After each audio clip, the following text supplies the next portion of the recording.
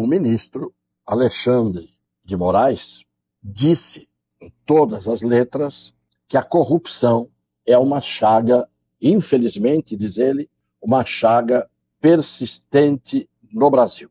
Ele disse isso em uma palestra para os procuradores do Ministério Público, e nós temos um trecho da fala dele, portanto, não estamos aqui criando nada, não estamos aqui inventando nada, estamos dando uma notícia, que é pública, da fala de Sua Excelência, o ministro, fazendo uma palestra aos procuradores do Ministério Público Federal.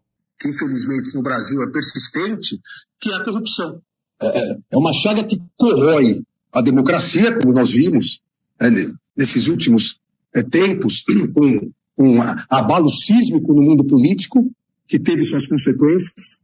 É importante dizer isso, porque esse vácuo deixado teve as consequências do retorno de uma extrema-direita com ódio no Brasil. Quem não enxerga essa sequência está falhando. O combate à corrupção acabou criando um vácuo muito grande, e esse vácuo gerou uma situação de uma polarização, ódio, e de um surgimento, não só no Brasil, mas no Brasil principalmente, de uma extrema-direita com sangue nos olhos e antidemocrática também. Só que eu vou começar falando ao ministro sobre futebol. Ministro, veja como o mundo dá voltas, como as coisas acontecem e desacontecem, como por mais que tudo pareça imutável, a mutação é inevitável, aquilo que parece interminável termina, e aqueles que parecem ficarem para sempre, permanentemente, nas suas posições, curtindo as suas profissões, as suas vidas, todos eles sucessivamente passam, as coisas acabam, as coisas terminam. E onde é que entra o futebol? Para depois eu falar do que o senhor disse na sua palestra.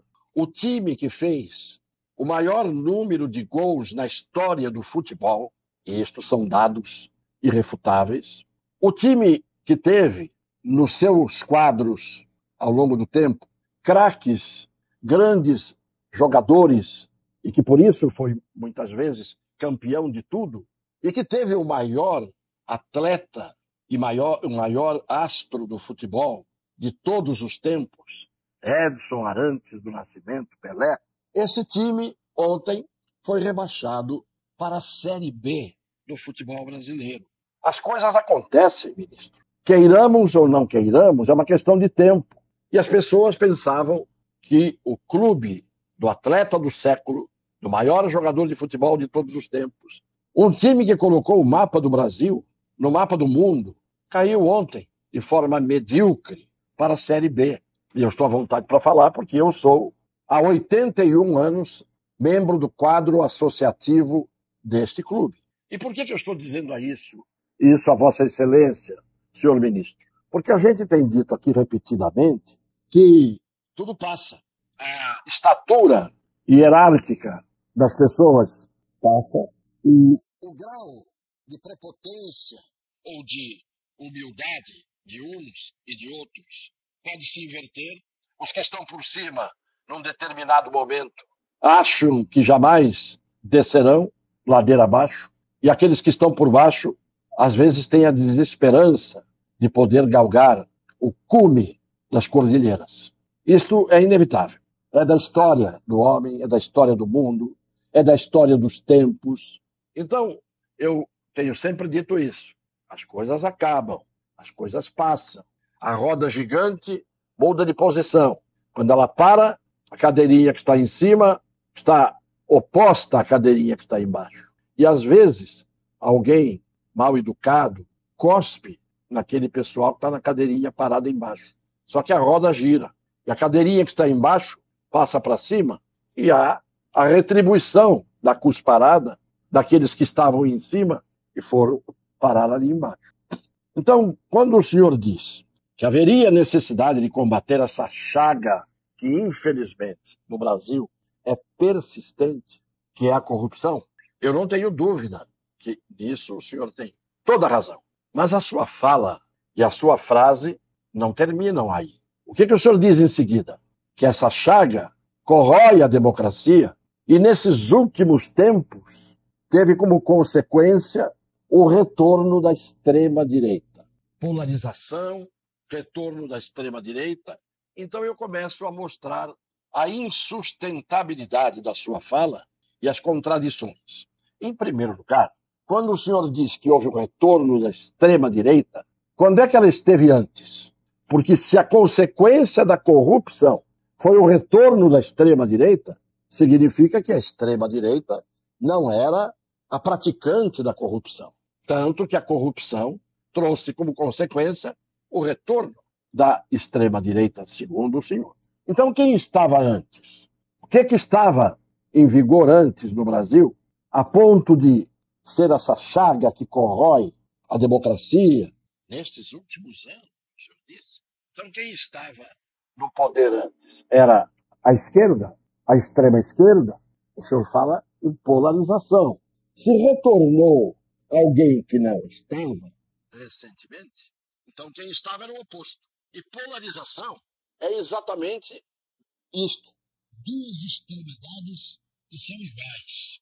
Se há uma polarização, por que só a extrema-direita tem sangue nos olhos, tem ódio e é antidemocrática? A polarização é entre aqueles que são absolutamente semelhantes. É o senhor mesmo quem disse que, infelizmente, no Brasil é persistente a corrupção, uma chaga que corrói a democracia.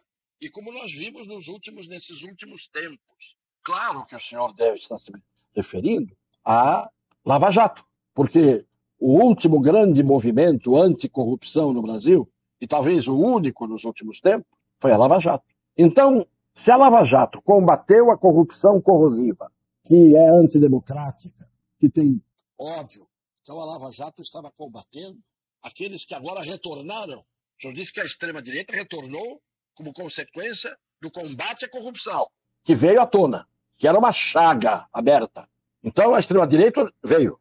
São 58 milhões de brasileiros que pertencem à extrema-direita. Não é isso? Pois bem, essa extrema-direita, aparentemente, 50 milhões de brasileiros consubstanciam a extrema-direita, perderam a eleição. Então, os 60 milhões, 59, que foi quase que meio a meio, o que o resultado mostrou. Então, a outra parte, o que é? É a turma da corrupção que foi combatida? O senhor disse que o combate à corrupção trouxe o retorno. O que retorna é o que já esteve. Trouxe o retorno da extrema-direita. Quando é que a extrema-direita esteve no Brasil? Dirão os seus opositores que a extrema-direita esteve no Brasil até 1985, que foi quando definitivamente terminou o regime militar. De 85 até 2020, quantos anos são? 85, 95, mais 5, 15 anos. Então, durante 15 anos, não era a extrema-direita que estava. Aí começou-se o combate à corrupção, àqueles que estavam. E agora, o combate à corrupção trouxe a extrema-direita de volta, significa que há uma oposição entre corrupção e extrema-direita, é isso que o senhor quis dizer? Então o senhor está querendo dizer que quem está hoje é o time que estava quando houve o combate à corrupção? Mas se é isso, por que a sua preocupação é com a extrema-direita, se a extrema-direita retorna como consequência do combate à corrupção?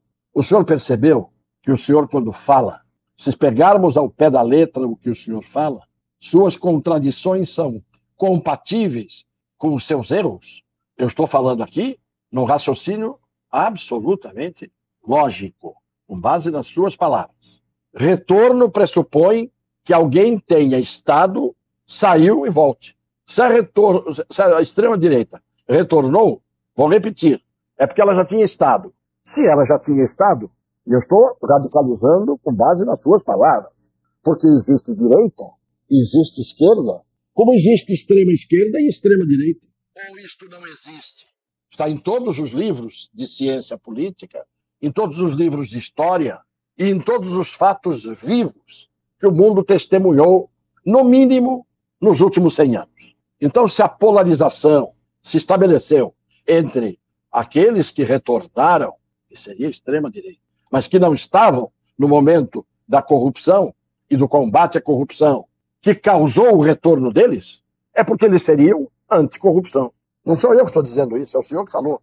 Então, se quem esteve antes não era a extrema-direita, quem era? Quando houve o combate à corrupção. Quais foram os corruptos combatidos? A que tipo de espectro de esquerda ou de direita eles pertenciam? Todos afirmaram. Seus colegas. Gilmar Mendes afirmou. Luiz Roberto Barroso afirmou que não havia dúvida nenhuma que no governo que antecedeu a chamada volta da extrema-direita, usando suas palavras, extrema-direita, o que estava antes e que gerou o combate à corrupção eram aqueles que a Lava Jato estava combatendo. E isto está nos discursos claros desses dois colegas seus, por exemplo. Então, por que atualmente o senhor tem essa colocação absolutamente insistente de que a extrema-direita é a soma dos males e aqueles que eram corruptos e que estavam no poder e caíram por causa da corrupção que aflorou e que veio à tona, agora esses se converteram às boas virtudes. O fato é que o senhor não resiste aos próprios argumentos que o senhor coloca. E é por isso que o senhor erra tanto. E é por isso que o Brasil, hoje, tem um conceito a respeito de justiça que não é o conceito que o senhor desejaria que incidisse sobre aqueles que exercem, como servidores públicos, a prática da aplicação da justiça. Que diga-se, e eu digo, nunca esteve tão ruim no Brasil como hoje. Principalmente, e isto não tem a ver com corrupção, principalmente porque depois do eletrônico e do virtual, no judiciário e nas atividades forenses e nos tribunais, o que se vê hoje é uma vergonha, como regra, ressalvadas as exceções, de juízes que não leem os autos ou não leem em profundidade, que despacham e decidem sobre coisas que não foram sustentadas, nem defendidas, nem foram objeto de arguição. Por quê? Porque trabalhar no virtual e no eletrônico criou hoje um imenso cerceamento da atividade normal da aplicação da justiça. De que depende a aplicação da justiça? Os juízes, promotores e advogados na mesma proporção.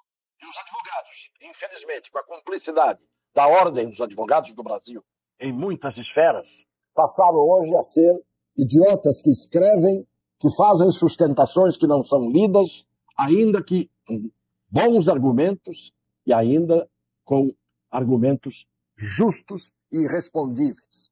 Eu vejo juízes, alguns, indeferindo coisas que o advogado não pediu. Nem pediu, e ele indefere, porque não leu. Essa é a realidade que nós estamos vivendo hoje na atividade forense. E, especificamente, quando um ministro do Supremo vai fazer uma palestra, e nessa palestra põe-se a falar de política e põe-se a defender algo que, na verdade, ele está atacando sem perceber, põe-se a defender o indefensável, segundo as premissas que ele mesmo levanta, numa contradição que é típica de quem, aí sim, tem sangue nos olhos e pensa sem usar a cabeça, o que é que nós podemos pretender? Pense, assista, ouça o que o senhor disse na sua palestra, que basicamente, fundamentalmente, está no título desta live, mas veja depois como o senhor, querendo chegar a um ponto, chega exatamente no ponto oposto ao que o senhor queria chegar, exatamente porque, quando a gente cai em contradição, a gente não se sustenta nos argumentos e nos objetivos que a gente quer atingir. Olha o Santos Futebol Clube. Pense nisso. Pense no fracasso e na mudança histórica que atingiu o clube brasileiro de maior nome no mundo e de feitos inigualáveis praticamente no mundo inteiro. Foi para a Série B. Quanta gente hoje que está acima da Série A, porque está na altura ou à altura das divindades e dos soberanos intocáveis, não esqueçam de que as séries A, B e C existem para receber principalmente aqueles que acreditam na imortalidade e na eternidade do seu poder. Estamos aqui, mais uma vez, com muita honra, com a plataforma Orbis News, do nosso conceituado, honrado e competente Fausto Camunha, um dos grandes jornalistas deste país, dos sobreviventes de um jornalismo praticamente extinto, como eu tenho dito sempre aqui. Beijo, coração das pessoas de boa fé.